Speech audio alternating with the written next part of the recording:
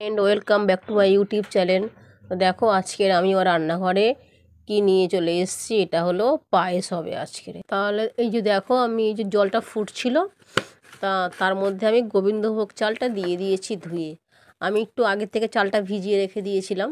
তাই দেখো আমি যে দুধটার মধ্যে আমি বাতাসা দিয়ে দিয়েছি, যাতে আর কি বাতাসাটা গুলে যায়। তা গোলানোর জন্য আমি এটা হাতা দিয়ে একটু ভালো করে ঘেঁটে ঘেঁটে দিলাম, যাতে আর কি গুলে যায় ওটা। এই যে আর কি চালটা নরম হয়ে গেছে একটু। এবার আমি দুধটা দেব। আমি আর কি কী করি, প্রথমে চালটা একটু জল দিয়ে ফুটিয়ে নিই, আর যখন দেখি আর কি একটু আর কি নরম মতন হয়ে গিয়েছে তখন আমি দুধটা দিই। কারণ দুধটা প্রথম থেকে দিলে কি হয়, চালটা আর কি শক্ত থাকে। ওই জন্য দুধটা আমি প্রথমে দিই না। আমি আগে একটু ফুটিয়ে নিই, জল দিয়ে আগে আমি একটু ফুটিয়ে নিই চাল। এই যে আর কি যে দুধটা আমি রেখে দিয়েছিলাম, সেই দুধটা আমি আস্তে আস্তে ঢেলে দিচ্ছি ভাতটার মধ্যে, দিয়ে ঘেঁটে ঘেঁটে দিচ্ছি। একটু নাড়তে হয় মাঝে মধ্যে, না কারণ দুধ দেওয়া মানেই আর কি বসে যায় তলাতে। ওই জন্য যখনই চালের মধ্যে আর কি দুধটা দেওয়া হচ্ছে পায়েসের মধ্যে, তখন আমাদের বারে বারে নাড়তে হবে। তারপরে দেখো যে কিশমিশ দিচ্ছি আর এই যে কাজু বাদাম। এবারে আমি আর কি মিক্স করছি। এই যে দেখো আমি আর কি মিক্স করছি, এবারে মিক্স করছি। এবারে আমার আর কি হয়ে গিয়েছে পায়েসটা।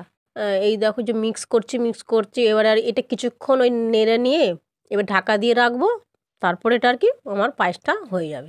এবার আমি নামাবো। দেখো কালারটা দেখো কি সুন্দর এসছে, দেখো খুব সুন্দর কালারটা এসছে, কারণ এই যে বাতাসাটা দিয়ে দেওয়া হয়েছে। বাতাসা দেওয়ার জন্য এই সুন্দর কালারটা এসছে। আর যেটা বললাম না দুধ দেওয়া, মানে দুধটা প্রথমে দিয়ে সিদ্ধ করলে চালটা কি হয় কি অনেক সময় লাগে।